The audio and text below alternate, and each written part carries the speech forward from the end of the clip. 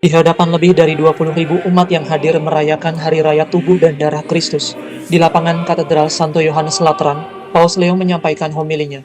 Dalam Injil Lukas dikatakan banyak orang menghabiskan waktu berjam-jam mendengarkan Yesus berbicara tentang kerajaan Allah dan menyaksikan Dia menyembuhkan orang sakit. Belas kasih Yesus terhadap orang yang menderita menunjukkan kedekatan kasih Allah yang datang ke dunia untuk menyelamatkan kita. Di mana Allah meraja, di situ kita dibebaskan dari segala kejahatan. Namun bahkan bagi mereka yang menerima kabar baik dari Yesus, ujian tetap datang.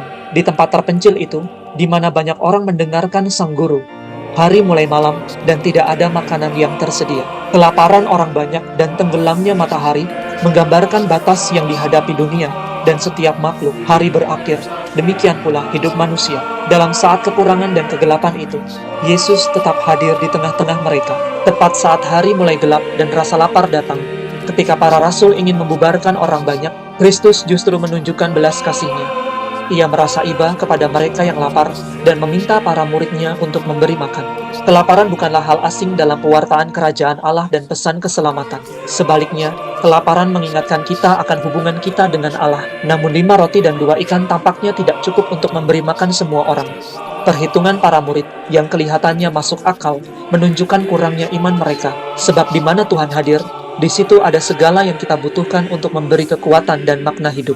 Yesus menjawab rasa lapar itu dengan tanda berbagi. Ia menengadah, mengucap syukur, memecah roti dan membagikannya kepada semua orang. Tindakan Yesus bukanlah semacam ritual sihir yang rumit, tetapi ungkapan syukur kepada Bapa, doa sebagai putra, dan persekutuan sebagai saudara yang dipersatukan oleh Roh Kudus. Yesus melipat gandakan roti dan ikan dengan cara membagikan apa yang ada.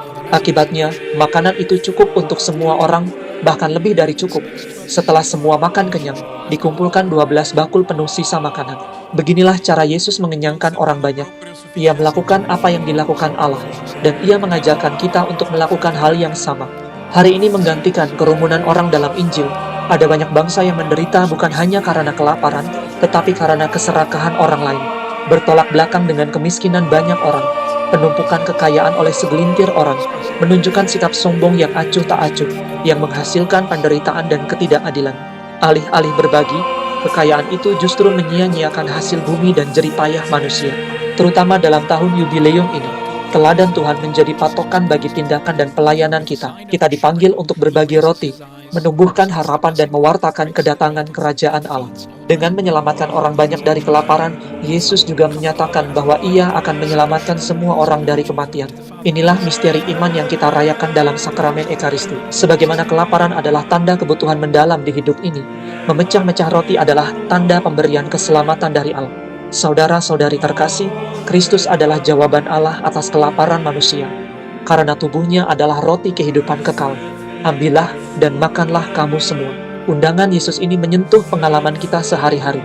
Untuk tetap hidup, kita perlu makan dan mengambil kehidupan dari tumbuhan dan hewan. Namun makan sesuatu yang mati menyadarkan kita bahwa kita pun tidak peduli seberapa banyak kita makan. Suatu hari kita akan mati. Sebaliknya, saat kita menerima Yesus, roti yang hidup dan benar, kita hidup untuk Dia.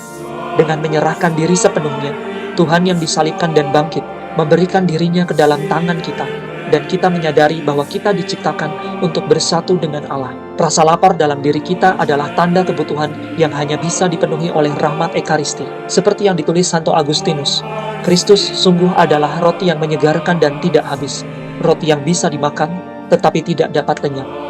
Ekaristi sungguh merupakan kehadiran nyata dan sejati Sang Penyelamat, yang mengubah roti menjadi dirinya sendiri, agar kita pun diubah menjadi serupa dengan Dia. Dengan memberi hidup, tubuh Kristus juga membentuk kita. Gereja menjadi tubuh Kristus sendiri. Itulah sebabnya menggemakan kata-kata Rasul Paulus. Konsili Vatikan II mengajarkan bahwa dalam sakramen roti Ekaristi, kesatuan umat beriman yang menjadi satu tubuh dalam Kristus dinyatakan dan dilaksanakan. Semua orang dipanggil untuk bersatu dengan Kristus yang adalah terang dunia, asal hidup kita, jalan hidup kita, dan tujuan akhir kita. Proses yang akan kita lakukan sebentar lagi adalah tanda dari perjalanan ini. Bersama sebagai gembala dan umat, kita akan menerima sakramen Maha Kudus, menyembahnya dan membawanya berkeliling kota. Dengan melakukan ini, kita menampilkan Yesus di hadapan mata, hati nurani, dan hati umat manusia, kepada orang-orang yang percaya agar semakin diteguhkan, dan kepada mereka yang belum percaya agar merenungkan rasa lapar dalam hati mereka dan roti satu-satunya yang mampu mengenyangkannya. Dengan dikuatkan oleh santapan ilahi, marilah kita membawa Yesus ke dalam hati semua orang. Sebab Yesus mengikut sertakan semua orang dalam karya penyelamatannya dan mengundang setiap orang duduk bersama di mejanya. Berbahagialah mereka yang diundang, karena mereka menjadi saksi cinta kasih ini.